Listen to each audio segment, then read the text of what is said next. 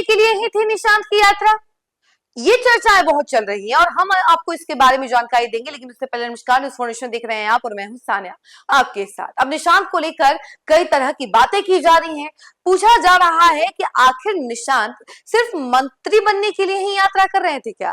क्योंकि 3 मई से उन्होंने यात्रा की शुरुआत की और 7 मई को इनकी यात्रा खत्म भी हो गई। 2 जगहों पर ये घूमे, यानी कि पूर्वी चंपारण, पश्चिमी चंपारण को इन्होंने कवर किया।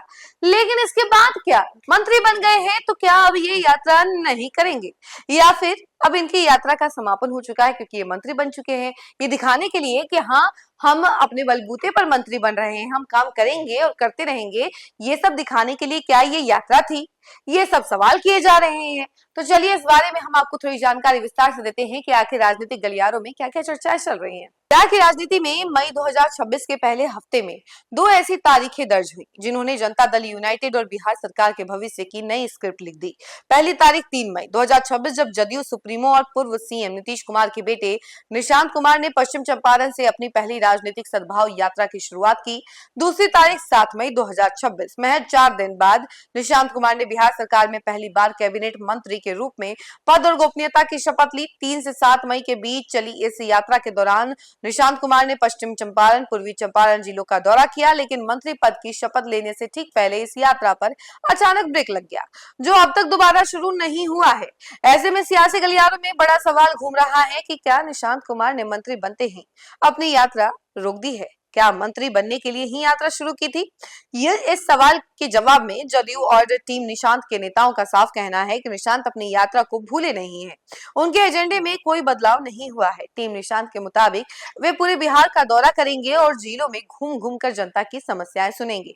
अब वे सिर्फ जदयू नेता के तौर पर नहीं, बल्कि बिहार के स्वास्थ्य मंत्री के रूप में यात्रा करेंगे। इस दौरान वे सरकार की नीतियों और योजनाओं को जन जन तक पहुंचाएंगे, अपने पिता नीतीश कुमार के 20 सालों के कार्यों को याद दिलाएंगे और साथ ही स्वास्थ्य महकमे का जमीनी फीडबैक भी लेंगे। मंत्री पद की शपथ और मंत्रिमंडल की शुरुआती व्यस्तताओं के कारण इस यात्रा को सिर्फ कुछ समय के लिए रोका गया है। निशांत कुमार फिलहाल अपनी यात्रा के दूसरे चरण की इंटरनल तैयारी और होमवर्क में जुटे हुए हैं। टीम निशांत के मुताबिक सद्भाव यात्रा का दूसरा चरण जुलाई के अंतिम सप्ताह में शुरू हो सकता है। इस बार की यात्रा पहले से काफी अलग होगी।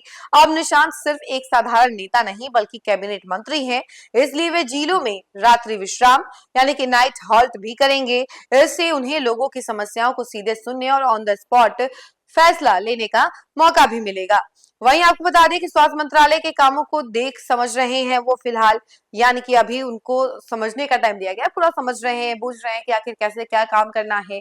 और स्वास्थ्य विभाग भी उनके लिए नया है और मंत्री पद भी उनके लिए नया है, तो सब कुछ समझने में थोड़ा टाइम लग रहा है। दूसरा जो मेन पॉइंट है कि बिहार में हीट वेव बहुत ज्यादा चल रही है, गर्मी बहुत ज्यादा है। अगर आप भी बाहर निकलते होंगे तो आपको भी एहसास होता होगा कि काफी ज्यादा गर्मी है और जो आपकी चमड़ी है एकदम झुलस जाती होगी एकदम लू की वजह से। तो इस हीट वेव को देखते हुए ये यात्रा अभी रोकी गई है, एक तरीके से ब्रेक लगाया है, पोस्टपोन किया गया है। और तीसरा पॉइंट ये है इस यात्रा का ना शुरू होने के पीछे कि सियासी मैसेजिंग को सुधारने की रणनीति थोड़ी सी तैयार की जा रही है। जो मैसेज जा रहे हैं या फिर निशांत कुमार की जो छवि बनी हुई है उसको लेकर थोड़ा सुधारने की कोशिश की जा रही है। और ये कुछ चीजें हैं। और वहीं आपको बता दें कि निशांत की अगले चरण की यात्रा वैशाली जिले से शुरू होगी और इस बार इसका रंग ढंग पूरी तरह बदला हुआ नजर आएगा। ऑन द स्पॉट निरीक्षण करेंगे, फैसला भी सुनाएंगे, जनता के लिए विशेष शिविर भी लगाएंगे। और इनका सद्भाव यात्रा पहला जो चला था वो भी काफी ज्यादा हिट रहा था, उनकी खूब चर्चा चली थी, लोग इनके बारे में बातचीत करते थे।